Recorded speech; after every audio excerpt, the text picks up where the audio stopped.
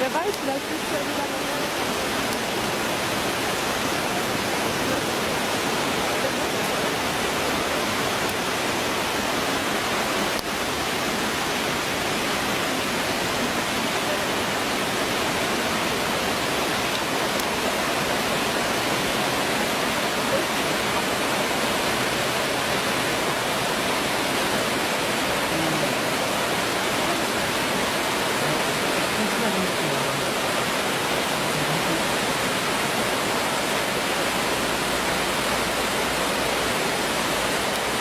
Y al otro lado del toro, lo decíamos el otro día, al hablar del famoso sacrificio del toro, pero en la versión mitraica, en la versión del sacrificio de Mitra, ¿no? En este caso el nombre técnico es la taurostonía, taurobolio, taurostonía. Veíamos que en el sacrificio de Mitra, que está debajo de una cueva, nos están hablando de la tierra cóncava, el toro, los cuernos, estamos dentro de la tierra cóncava, es la taberna de Platón, ¿no? El laberinto dentro de la cueva, ¿no?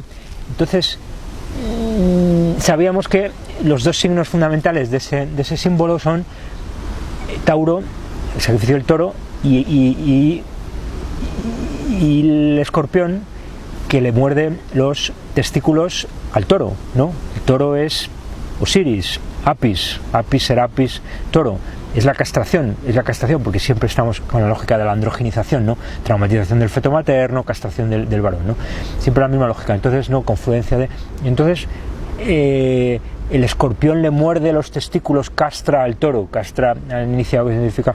Pero lo interesante es que a nivel cósmico, en el círculo zodiacal, justamente Escorpio es el signo contrario de Tauro, donde también se produce el cruce de esos tres planos de inercia, lógicamente, porque son tres aros, en definitiva, que se acaban produciendo la ilusión de tres líneas que se cruzan, pero que en realidad son aros y que en realidad no son nada, porque es puro virtualismo. En realidad son energías toroidales que están bamboleándose unas con respecto a otras.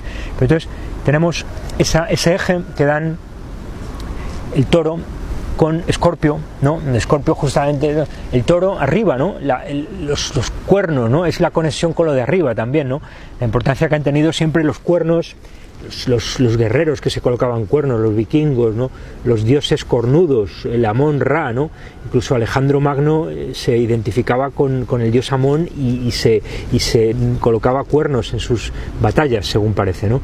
Y en el dionisismo, los cuernos que se colocaban, ¿no? Pero donde hay esa idea de la conexión con el arriba, el cráneo, cuerno, corazón, se acaba vinculando todo, el cráneo hueco y lo que vincula con lo de arriba, el cuerno, ¿no? Que viene de la raíz kerne, que en alemán es Kerne, semilla, Kerne, que es el CERN, ¿no? El CERN, no nos dicen lo que están haciendo en el CERN con esos aros, y que están haciendo, juntando partículas no, eso es una tapadera, no hay partículas, las partículas lo que están haciendo es trabajar con energías y ver hasta qué punto pueden generar estos vórtices y tal.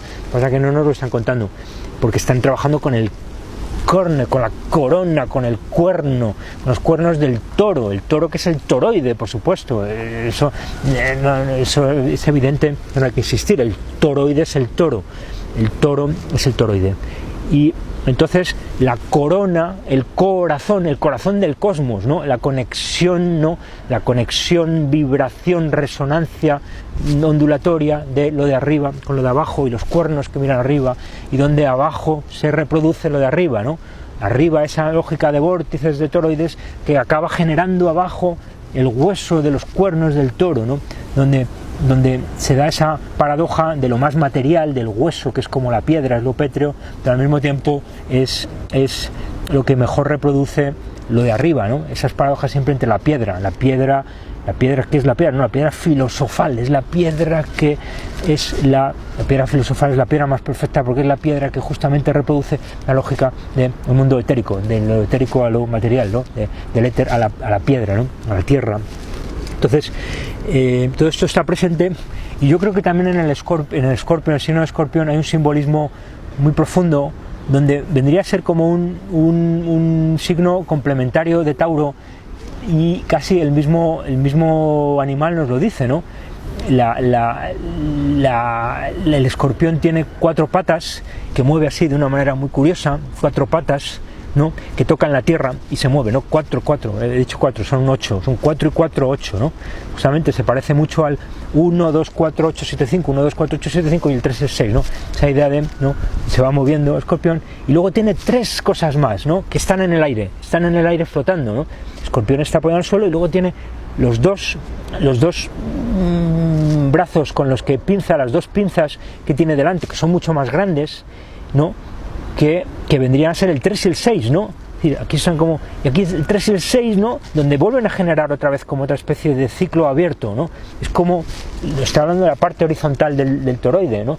Mientras que Tauro nos habla de esto, Tauro es esto, pero un ciclo abierto, ojo, es muy interesante, muy importante comprender esto, que el toro es abierto porque es por los polos donde se genera toda la comunicación, ¿no? Luego también por las dos serpientes espirales, ¿no? Que generan, ¿no? El caducio y, ¿no?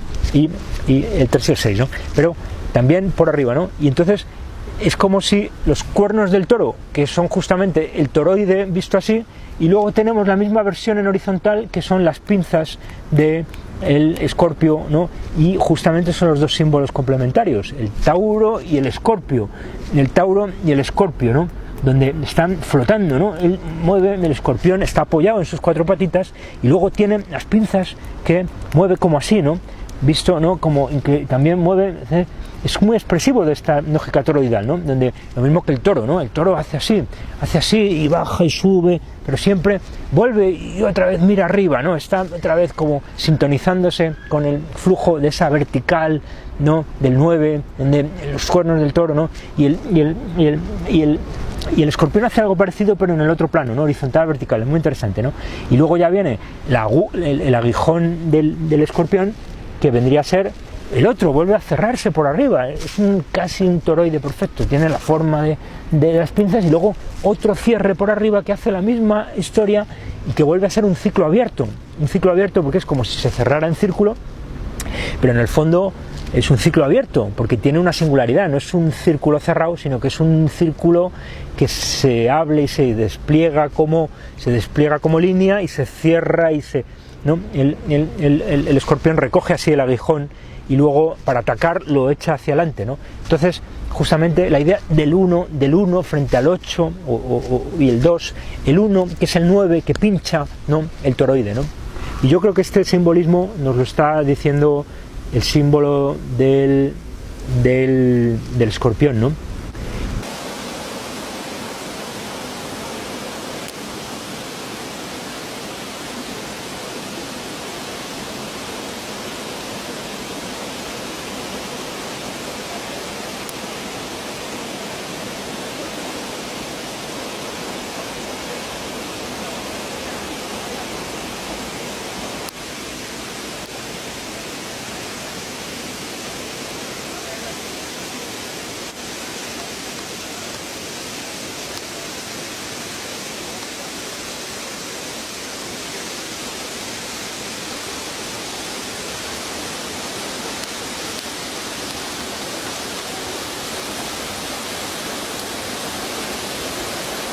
Yo creo que todo esto está presente, cerrando ya la charla, en el crismón y en la cruz ansada, ¿no? Porque en el fondo yo creo que nos están hablando del toro, nos están hablando de los cuernos del toro y por lo tanto nos están hablando del ciclo de precesión de los equinoccios, de los galaxisticios, de las catástrofes climáticas, del final del ciclo del principio del ciclo, y es como si justamente, si nos fijamos en el Ankh, la cruz ansada, es como si fuese una cruz, la idea del cruce de la que hemos hablado tanto, también en cierta manera del amanecer, la idea de que hay un punto, ¿no? Porque el tiempo, ¿qué es el tiempo? El tiempo siempre ha sido la salida de un astro, la salida de una estrella, la salida de Sirio, la salida del Sol. El tiempo es la vuelta a salir de una cosa que sube en vertical respecto de una cosa horizontal, ¿no? Eso está muy claro en Giza, ¿no? Y con distintas inclinaciones de distintos sitios, que es lo que da el ciclo, ¿no? Justamente ese apartamiento de la línea equinoccial, por así decirlo, ¿no? De ese punto de inercia, de ese plano de inercia que sería el plano ecuatorial, en definitiva, ¿no? Pero también el eclíptico y también el galáctico, es decir, justamente el cruce de esos 3 planos vendría a dar una especie como de cruce de equinoccios, por así decirlo, ¿no? O sea que son nociones muy complicadas donde se deslizan unas sobre otras y se superponen, ¿no? Porque cuando se producen solsticios o planetasticios, al mismo tiempo se producen equinoccios del orden mayor, y es un tema muy complejo, ¿no? Como es lógico, porque los ciclos menores de alguna manera tienen más libertad cuando los mayores están más relajados, y al contrario, no sé, produce una especie de complementariedad de solsticios y equinoccios donde, como es lógico, este alabeo se va produciendo armónicamente, donde uno va encajando en las posiciones, digamos, de menor tensión, ¿no? de menor potencial con respecto a las del ciclo que lo domina, ¿no? Y entonces lo que quiero decir es que al final el Ankh nos viene a hablar de esa idea de la salida de una cosa que es un astro circular, ¿no? Sobre el horizonte, en un determinado punto del horizonte, esa idea del equinoccio, del cruce en determinada latitud, ¿no? Determinada latitud, sobre la línea del horizonte, pero es muy interesante que ese astro que sale por detrás de la línea del horizonte no es circular, es continuo, porque en el fondo el Ankh nos está diciendo la completitud, el cierre de cualquier forma circular, como un planeta, es una ilusión, en el fondo son ciclos dentro de ciclos. ¿Entiende lo profundo que es ese símbolo del Ankh? Nos está diciendo el Ankh que sí, que es un astro que sale pero que no es un astro perfectamente redondo y separado, tangente que corta la línea, como parece que podría ser un símbolo más abstracto, de un pensamiento más abstracto, no, es por eso esos símbolos son proporcionan tanta información. Nos está diciendo que ese astro que sale es un ciclo, remite a un ciclo donde hay una especie de asimetría, de anisotropía en ese ciclo, donde hay unos puntos más importantes que otros, que es justamente lo que estamos denominando los galaxisticios, ¿no?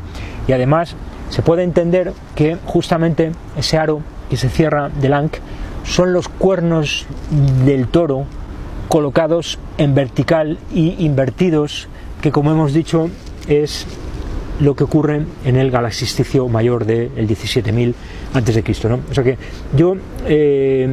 yo propongo que el Ankh nos está hablando de todo eso. Es decir, esto lógicamente pone en cuestión completamente todas las lógicas históricas de que Egipto surgió en el 4000 a.C., no, esto viene de hace mucho más, y nos están hablando de que conocen muy bien todos estos ciclos, de que ha habido un montón de civilizaciones que se han superpuesto, etcétera, ¿no? Y entonces nos están diciendo que ellos están hablando del año 17.000, ¿vale? Para poner completamente patas arriba todo lo que nos dice la academia, ¿no?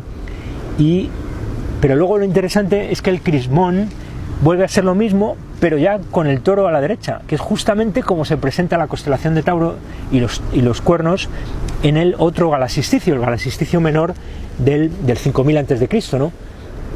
Donde otra vez se vuelve a poner en cuestión que el cristianismo tenga que ver con un señor que llegó en el año 0 y no sé qué. No, esto viene de mucho más, y nos están hablando del año 5000 a.C. para que más o menos calculemos de qué va todo esto, ¿no? Y entonces justamente la P, que es la Rho griega, en fin, no voy a contar la versión para el profano, eso ya hay infinidad de canales que lo cuentan, ¿no? Pero en realidad es la X de Cristo y la Rho griega, que es como la P latina. Pero yo creo que el sentido es que esa P en realidad son los cuernos del toro, donde otra vez está esa idea tan bonita, donde no se cierra, es como si fuese un astro que está surgiendo en el horizonte, en ese punto de cruce en la vertical de cruce de los tres planos de inercia del sistema, pero en realidad está hablando de algo más profundo, porque el Sol, teoría heliocéntrica, encubre algo más importante, que es la constelación, que es más importante, que está más en el centro de la Tierra cóncava, que es la galaxia, el sistema galáctico, y a su vez nos está hablando de que es algo más importante porque es una mecánica energética etérica toroidal, nos está diciendo el toroide está en el centro del cruce de los tres planos de inercia, y de esa manera yo creo que estos dos símbolos nos están diciendo mucho más de todo esto, ¿no?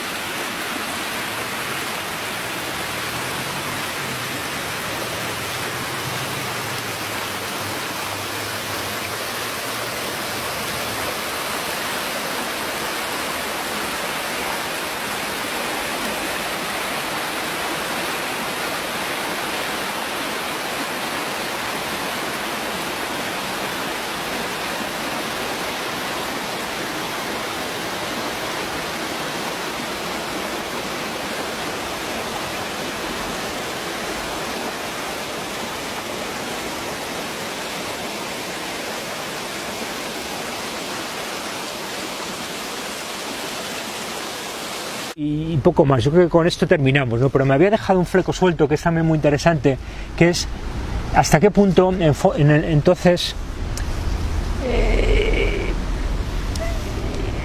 el mundo de lo manifestado se entiende como corrupción del mundo de lo no manifestado, ¿no? Y en ese sentido se entiende también como apartamiento, alejamiento del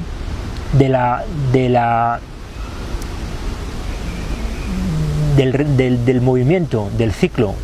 Es decir, esa idea de que hay tres sistemas multitoroidales, esa idea de que hay tres mundos, esa idea de que el mundo de lo de arriba es un mundo más puro y de que hay una idea de una caída en la materialidad que tiene que ver con el pecado, que tiene que ver con los ángeles caídos, que tiene que ver, pero inversamente, igual que los ángeles caen, hay otros que pueden subir y robar el fuego de los dioses. Prometeo, ¿no?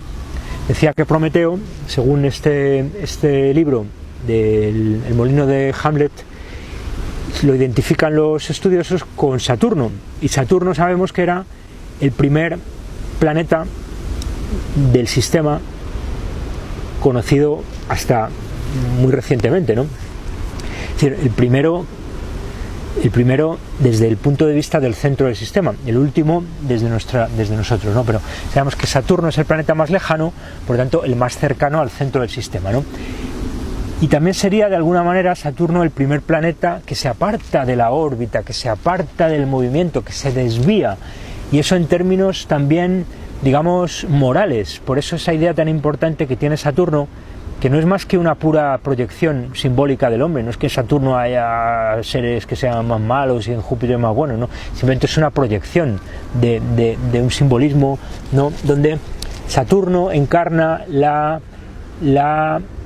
esa idea de desviarse del camino, el desvío del camino, ese simbolismo tan interesante de la encrucijada Hércules, en la encrucijada, también el dios solar. Es decir, la idea básicamente de fondo es que hay una especie de orden más perfecto, que es el orden del mundo etérico, el mundo sutil de los planetas, de los números, de las proporciones armónicas, la música de las esferas, ¿no?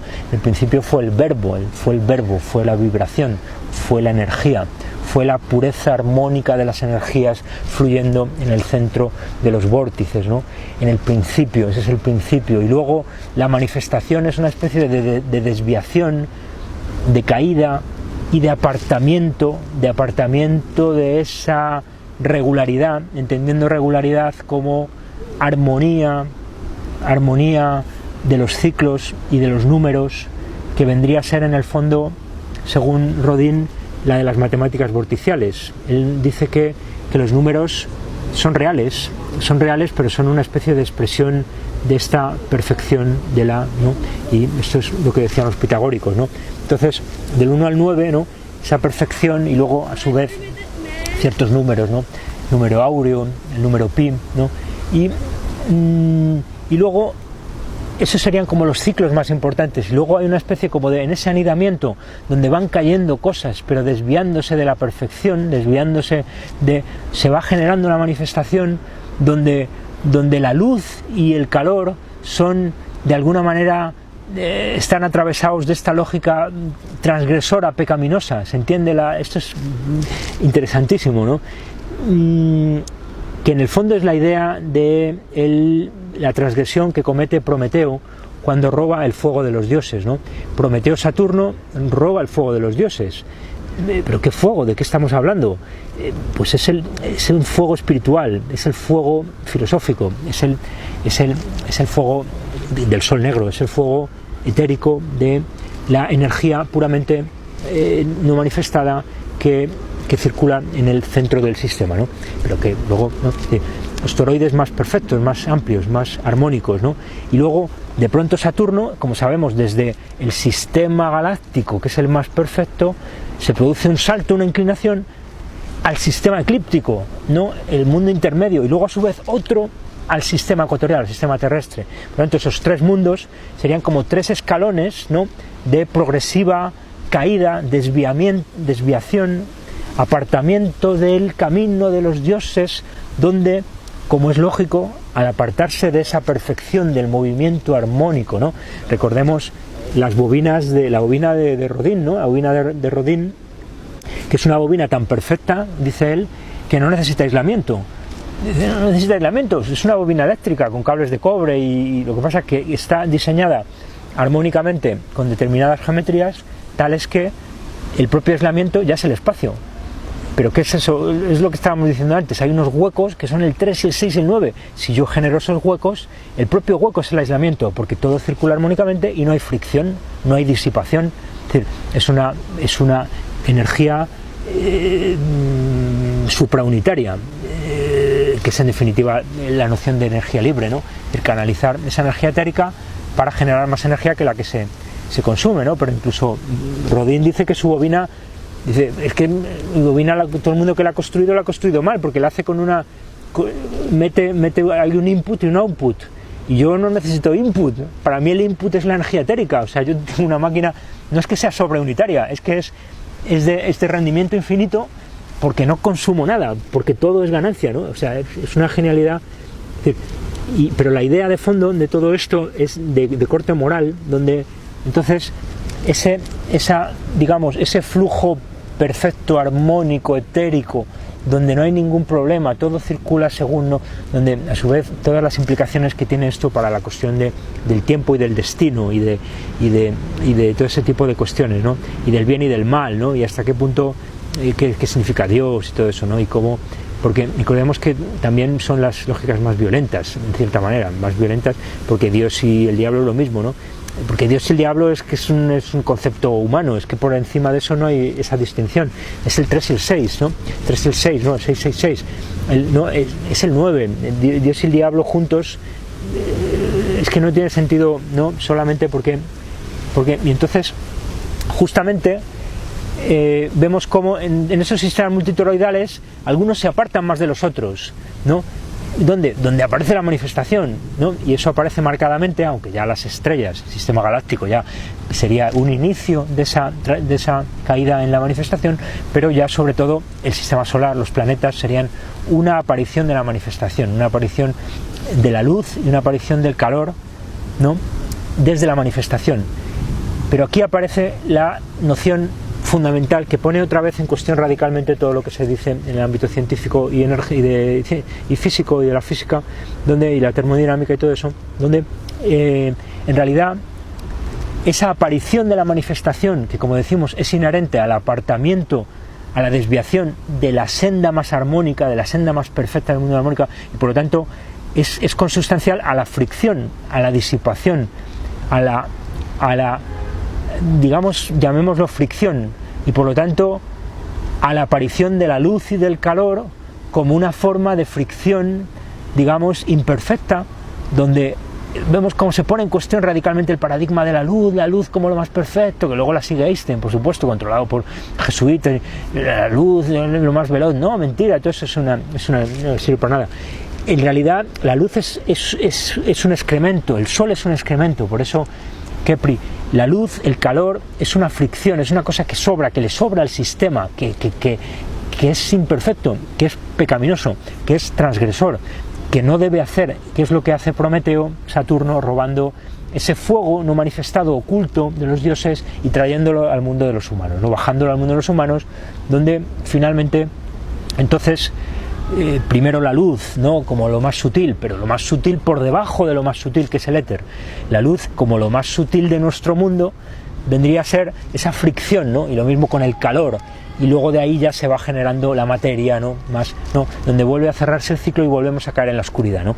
Pero ha empezado en la oscuridad de lo no manifestado, luego la luz como excremento, como fricción, como disipación de calor y de luz de un sistema más perfecto que tiene una energía armónica, ¿no? Y entonces ahí ya vamos cayendo, ¿no? Y entonces yo creo que esto que decimos tiene mucha lógica, ¿no? Porque aunque realmente no tiene mucho que ver lo que he contado ahora al final con respecto a lo que he contado al principio, pues simplemente me apetecía contarlo y ya está, ¿no? Y por eso lo he contado. Y no tiene mucho que ver, pero en realidad sí tiene mucho que ver, ¿no? Porque en realidad todo tiene que ver, ¿no? Y entonces, nada, amigos, con eso concluimos. Muchas gracias por vuestro interés y hasta la próxima.